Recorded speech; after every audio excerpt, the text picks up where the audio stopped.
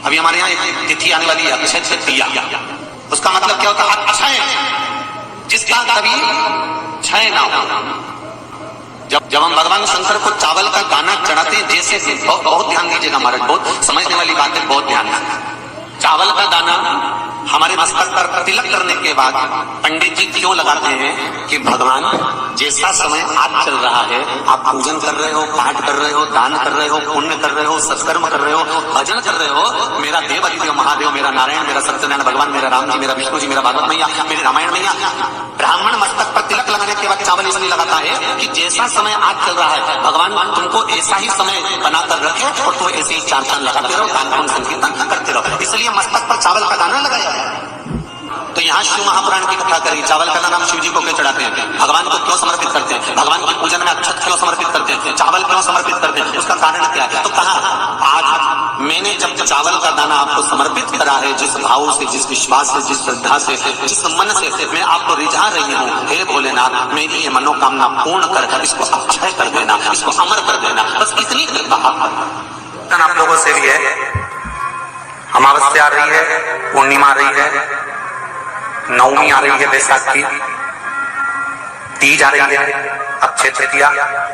सत्तू का प्रयोग अवश्य करना, करोगे ना? उसका दान अवश्य करना। कोई आए उसको थोड़ा सा सत्तू अवश्य खिलाना। 3 चीजें होती हैं सत्तू में, गेहूं, चने की दाल, जौ, इनको गलाया जाता है।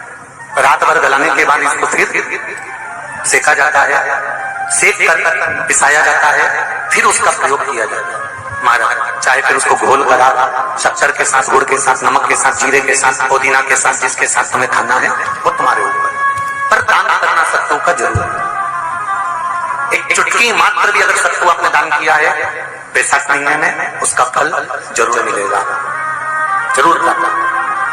हमने भी विचार करा है, जितने लोग ऑनलाइन दान कर रहे हैं, दान सहयोग राशि अकाउंट में डाल रहे हैं या सहयोग दे रहे हैं, तो अमावस्या, नवमी और पूर्णिमा को भी कुबेरेश्वर धाम में जितने भी भगत आते हैं उनको सत्तू का ही प्रसाद वितरण किया जाएगा। जो लोग दान दे रहे हैं उनके सहयोग से ही ये क्रम किया जाएगा। प्रयास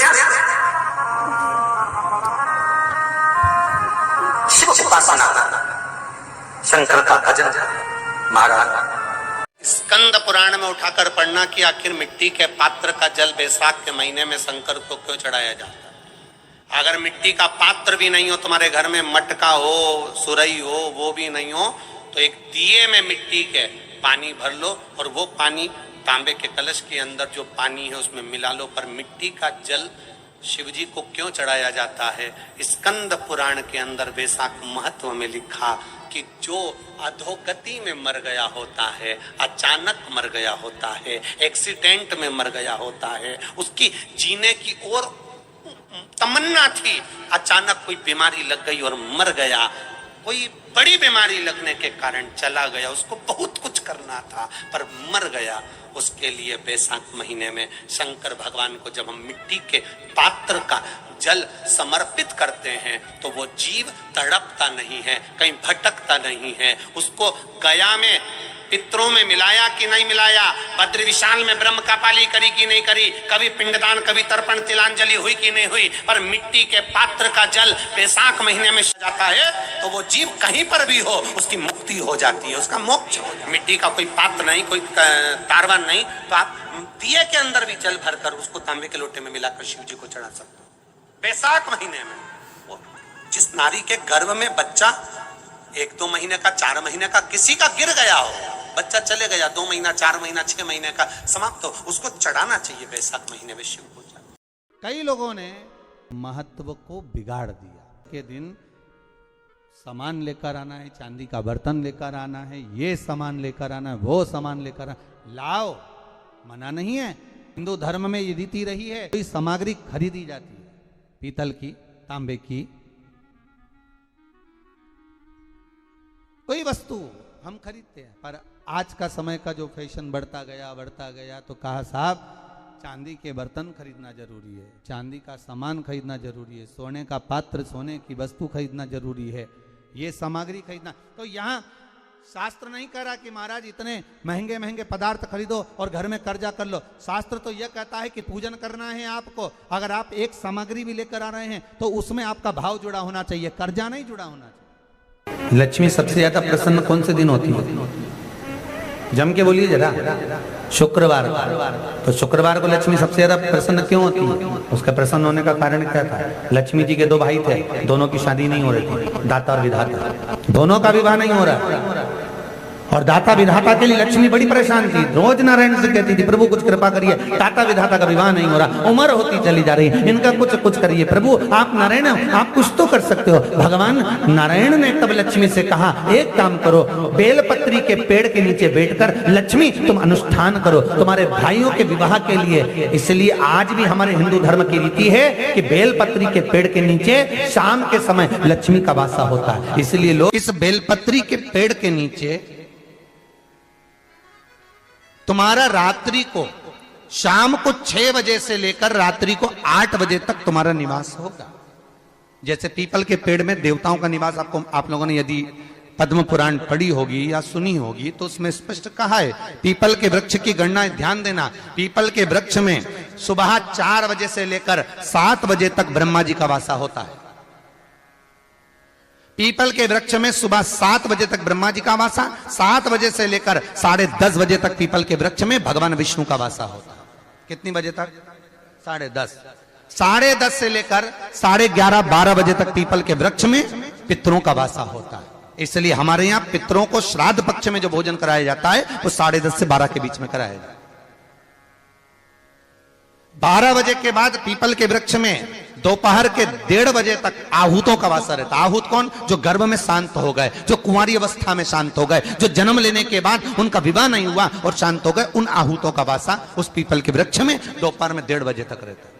उसके बाद में प्रेतों का वासा चालू होता है। इसलिए दोपहर के समय पीपल के पेड़ की परिक्रमा नहीं होती।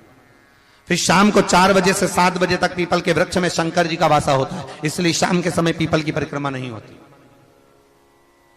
7 बजे के बाद में पीपल के वृक्ष में रात्रि को 9 बजे तक कुबेर का वासा होता है। फिर 9 बजे के बाद में प्रेतवास चालू होता है पीपल के वृक्ष में। उसी तरह बेलपत्री का जो वृक्ष है, उस बेलपत्री के वृक्ष के नीचे रात्रि को 8 बजे से लेकर 12 बजे तक बेलपत्री के पेड़ के नीचे कुबेर का निवास होता है। महाराज, कुबेर का निवास। प्रयास करा करो इसी बेलपत्री के पेड़ के नीचे हम दीप लगाएं, घी का दीप। यदि संपदा की कमी हो तो, अगर भगवान ने खूब संपदा दी है तो भले मत लगाओ, कोई दिक्कत।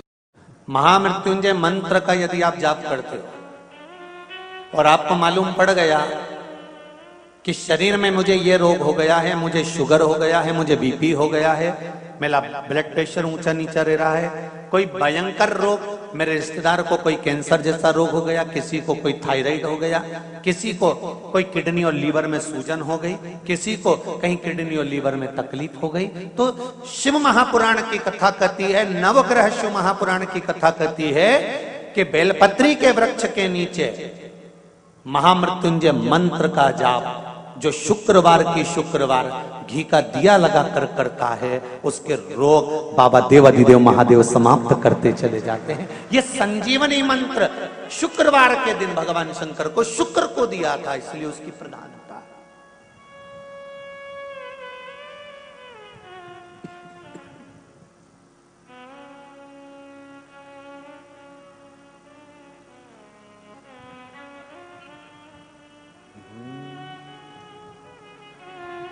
ये वो संजीवनी मंत्र।